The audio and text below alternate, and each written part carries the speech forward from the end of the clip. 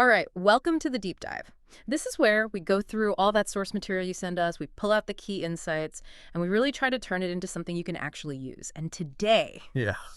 wow, we are staring at one of the biggest questions in celebrity and professional life, really. Yeah. What happens when the laughter stops? Yeah. You've given us this incredible deep dive into the cast of The Big Bang Theory. I mean, a show that was just this absolute cultural anchor for 12 years. It was more than an anchor. For the actors, you have to think of it as the ultimate safety net. We're talking about people earning, what, millions of dollars an episode? Right. Playing characters the entire world recognized instantly.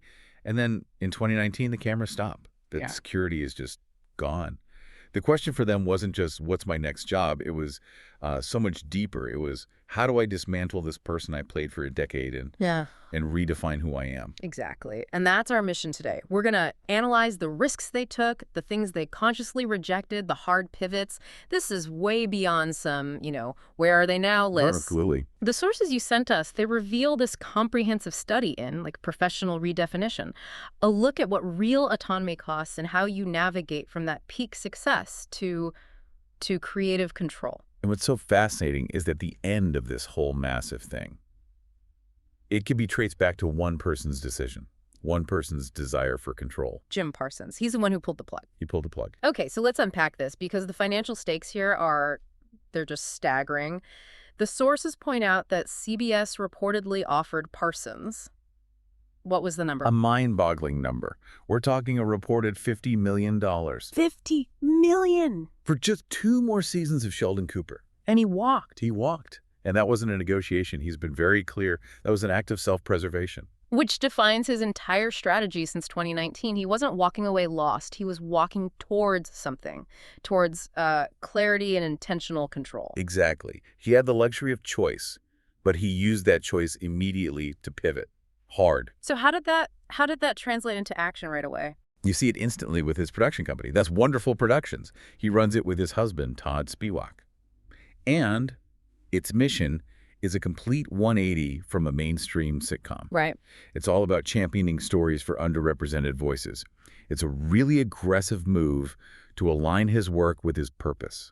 He leveraged that fame and gave us the Emmy-nominated series special. That is a powerful statement right out of the gate, especially when your name is basically synonymous with network gold. But what about what we saw him do on camera? His actual performances. For sharp pivot away from comedy. He moved into pure, sometimes really unforgiving drama. He seemed to be deliberately choosing roles that would force everyone to forget Sheldon. Like what? I mean, look at the immediate output. He gets an Emmy nomination for playing this ruthless, cutthroat Hollywood agent in Ryan Murphy's Hollywood. A completely unlikable character. Totally. Then he does this deeply emotional, restrained performance in the movie. Spoiler alert. And by 2024, he's back on Broadway in this iconic, authoritative role as the stage manager in our town. It's all about control. Control of the narrative, control of the art. So he left the biggest stage on earth because he knew exactly where he wanted to go next. That's a high-stakes strategy. A very high-stakes strategy. Okay, let's unpack this then. If Parsons sought control, our next subject went searching for the complete opposite. She went looking for discomfort, for chaos. I'm talking about Kaley Cuoco. We are. She was very open about this fear she had of being, frozen in place by Penny. And you can see why. When you're the emotional heart of a huge hit like that, audiences, they expect you to stay that way. And that fear, it seems like that was the fuel for everything she did next. She didn't wait around for offers, did she? She launched her own company, Norman Productions, to grab that autonomy. And her first big move? The flight attendant. That was a monumental gamble. Huge. I mean, she had to play Cassie Bowden, a character who was just defined by chaos. Alcoholism, addiction, panic attacks. The physical opposite of the stable Penny we all knew. It wasn't just a pivot. It felt like she was trying to set fire to the Penny persona. She absolutely was, taking on a character who was just completely unhinged and unreliable. And that risk, it paid off massively. She got major nominations, and it proved she was a leading actor who could carry a really complex thriller. She didn't stop there. She doubled down on the chaos by voicing the unapologetic Harley Quinn in the animated series. Which is like the chaotic counter-signature to her whole decade on network TV. It takes real guts to seek out roles that are less conventionally charming. The reporting also suggests it wasn't a totally smooth ride for her, though. She was apparently blindsided by Parsons' decision to quit. Right, and there were some creative disagreements, like her hesitation about Penny's surprise pregnancy storyline. So that friction makes her success even more compelling. She navigated the shock of the show ending and then just executed this brilliant redefinition of her career. Now she's gearing up to play Doris Day. Which is another huge pivot in 2025. It's really impressive. And you can connect this whole idea of shattering your image to another key player, Kunal Nayyar. Raj Kutherpally. Exactly. He had to violently shed the image of the shy, lovable, harmless sidekick. I mean, can you imagine watching Raj suddenly become a serial killer? That's not just a career change. That's almost like a betrayal of the audience's trust. It takes guts. And he did it. Almost immediately after the show wrapped, he takes this cold, controlled, deeply unsettling role as a convicted killer in criminal UK. Rah. Then he follows that with the thriller Suspicion. He's just embracing discomfort. Aggressively. And it's not that he's abandoning comedy, but he's taking these huge creative risks. Like, he's set to play Scrooge in a Bollywood-style musical, Christmas Karma. Plus, he wrote a memoir, Yes, My Accent is Real, which is all about his immigrant experience. It's all about him taking ownership of his own narrative, telling the world, you saw that character, but this is the artist. Okay, let's turn a corner here. So, Parsons sought control. Cuoco sought chaos. What about Johnny Galecki? Leonard. He took maybe the most radical step of all. He sought silence. Yeah. I mean, Galecki was a working actor for years before Big Bang, but when it ended, he basically just stepped off the stage. Completely. He left Los Angeles, left the whole industry bubble behind. He moved to Nashville. He traded that career proximity for privacy, for family, the birth of his son, his marriage to Morgan Galecki. Any work he does now, like co-creating the sitcom A-OK, it seems to be structured around his life, not the other way around. And that choice for silence makes so much more sense when you look at the unseen struggles the reporting points to. Like, we know he was quietly battling Bell's palsy during the show. A type of facial paralysis. Right, and he just performed right through it without any public complaint. That kind of silent struggle, it really reinforces his choice to seek a private life away from all that scrutiny. And then there's that really bizarre legacy he left behind, the chewing gum story. Oh, the gum. The admission that for 12 years he was secretly sticking his used chewing gum on a hidden wall in his dressing room. It's such a strange, visceral thing to do, right? It speaks to that hidden life you have to lead as a star on a show that big for that long. It really does. Okay, speaking of radical moves, Simon Helberg. He also chose a very unconventional path. But his was almost geographic and legal. It's like a Howard Wolowitz scheme, but for prestige drama. That's the perfect way to put it. He made this sharp turn towards non-commercial, unpredictable projects. And to get funding for the film Annette, he actually got French citizenship. Think about that.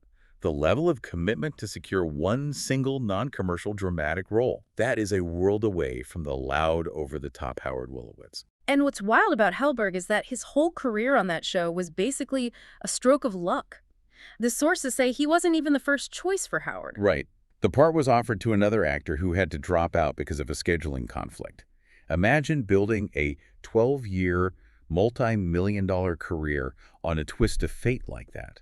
It must add a layer of complexity to reinventing yourself. You'd always know how fragile it all was. Post-sitcom, he's just kept up that unpredictability. He was great in Poker Face, blending that sort of offbeat humor with real subtlety.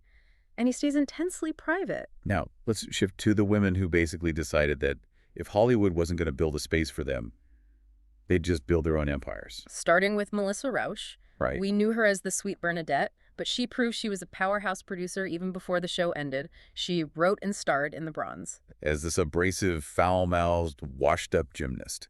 Another actor deliberately proving they can be unlikable after playing a network sweetheart. And that project really set the stage for her post-Big Bang career.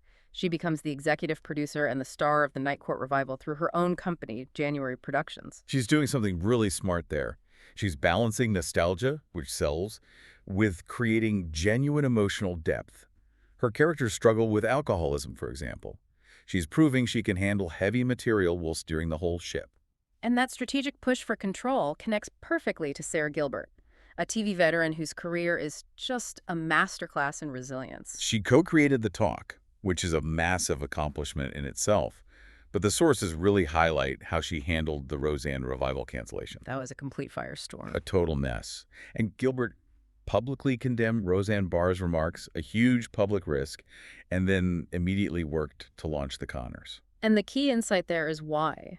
She did it to keep the crew employed.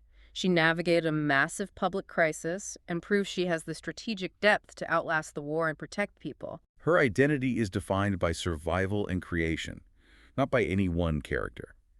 Her power isn't just being on screen, it's owning the real estate behind the camera. We have to shift now to the backbone of the series. The supporting cast, starting with Kevin Sussman, who played Stuart, and his story brings us right back to that twist of fate with the Howard role. Right. Sussman was the actor. He was the one who lost the part of Howard because of a scheduling conflict with Ugly Betty. And that one timing decision years earlier totally changed the trajectory of his life. It's profound, especially when you consider he was literally working in a real comic book store to survive before he got cast. You can't write that. Since the show wrapped, he's just relentlessly chased serious dramatic roles. He disappears into the worlds of Better Call Saul and The Dropout. He's proving his range goes way beyond the awkward guy in the comic shop. And he also gives us a crucial insight into the economics of acting now. He does. He's spoken openly about how this shift from broadcast syndication, which was super lucrative, to the streaming model has basically destroyed the financial safety net for character actors. So his path is all about longevity and proving your range, not just chasing the spotlight. He used his security to chase more interesting work, which is a different kind of ambition. Exactly. And speaking of quiet, measured success, let's talk about Laura Spencer, Emily Sweeney. She pulled off that incredibly rare feat of balancing 2 hit shows at once. She was on Bones and The Big Bang Theory at the same time. That kind of stability is almost unheard of. And now she's chosen this very disciplined path. She's favoring character-driven stories like 13 Minutes and the acclaimed Reservation Dogs over constant exposure. It's a purposeful slowdown. It is. She's dedicating time to arts education. It's about creative satisfaction over just being in the next high-profile thing. So if we look at this whole canvas, from the leads who walked away from fortunes to the supporting actors reinventing their identities, what's the synthesis here? What does it all mean? I think the synthesis is that they didn't just survive the end of the show. They seized it as an opportunity. They realized the end of that phenomenon was the beginning of their own autonomy, whether it was Parsons turning down millions for control or Cuoco creating her own thrillers to shatter her image. They all defined success not by the fame they kept, but by the choices they secured for themselves. It's a remarkable collection of just profoundly diverse decisions.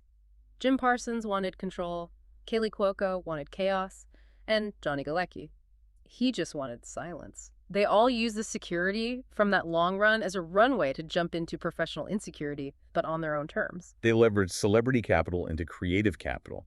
And this all raises a really important question for you to think about, one that cuts across any high-stakes career. If we connect this to the bigger picture, what does this all mean for our idea of peak success? Is true success defined by the visibility you leave behind? Or is it defined by the autonomy you gain to choose your own silence, to choose the terms of your next move? That's something worth diving into, and we'll leave you with that thought.